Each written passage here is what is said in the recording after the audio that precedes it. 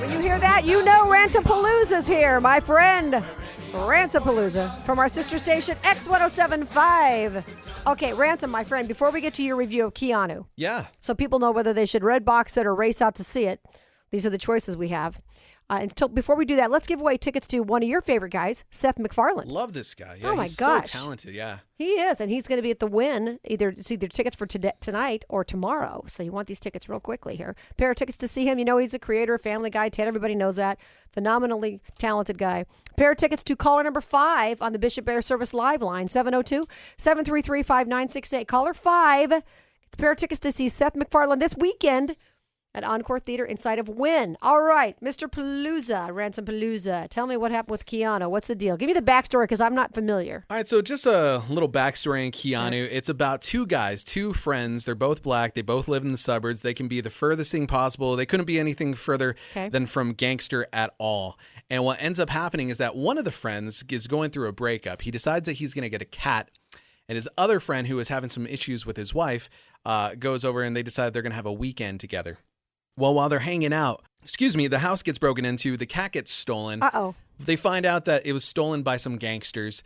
Now they have to pretend to be gangsters to try to infiltrate this gang and get their cat back. Sounds like a funny premise. It is. It is a funny premise. Yeah. And here's the thing. The movie is actually really funny in some parts. Uh-oh. Now, keep in mind, Key and Peele, they are the masterminds behind the Key and Peele show on Comedy Central.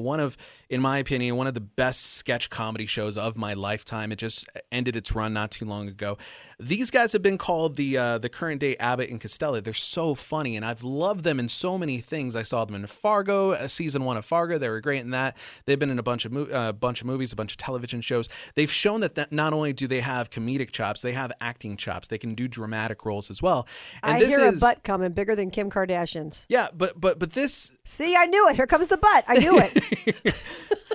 But the thing about this movie is that it's so good when it's just the two of them together. I see. There's this scene where they are in a car after a movie that they just went to go watch, and they're going back and forth about like who had the worst childhood, who got beat up by the gangsters worse when they were kids.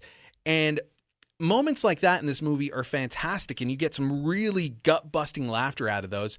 But then once they start introducing all the other characters, the gangsters, it's just not as funny, and it tries to become an action movie when it really should just concentrate on being a comedy movie, and it felt a little bit muddy to me. So if you love them, is it worth spending your money, or should we wait for the Redbox or Netflix or whatever other stuff? I will say this. If you do love Key and Peele from their show on Comedy Central, check it out. Okay. I would probably wait until it comes out on Redbox. Okay.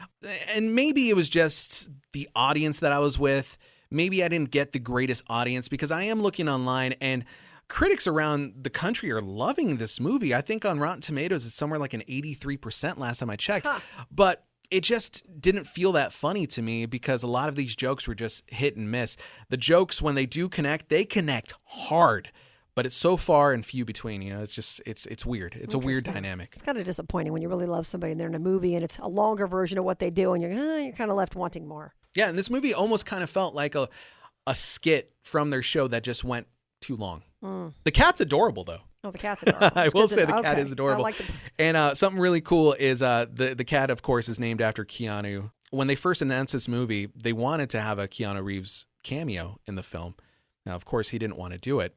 But then once he saw the first trailer, he's like, I have to be involved in this somehow. So he actually does make a cameo as the cat's voice. Oh, that's funny. That's funny. How many cats do they use, do we know? Because usually they use more than one animal, right? Yeah, I don't know the number on that, but I would imagine. Sometimes it's just one, but usually if they have an animal, like when they did As Good As It Gets, which is going back a long way, I know. But the dog was a big part of it, so they had like 6 dogs. I would imagine they use quite a bit, because the cat is a kitten throughout the entire film. I see, okay. You have to think about, all right, well, we have to keep this cat looking like a kitten throughout the rest of the film. So I would imagine they use quite a few. Interesting. Interesting. All right, so Keanu, wait for it. Don't miss out. Okay, what's coming up next week? It's a Marvel thing, right? Oh my God, I'm so excited for this. Brother, here we go. Captain America: Civil War. God help me, Captain America 500. This has already been released in Europe. Yeah. And it's doing really well in Europe. I don't know if they released it over there because they're more concerned or they're less concerned about piracy. But again, I do know some friends who saw this at CinemaCon and they say it is fantastic. They say that the final fight scene that we've all seen in the trailers in the airport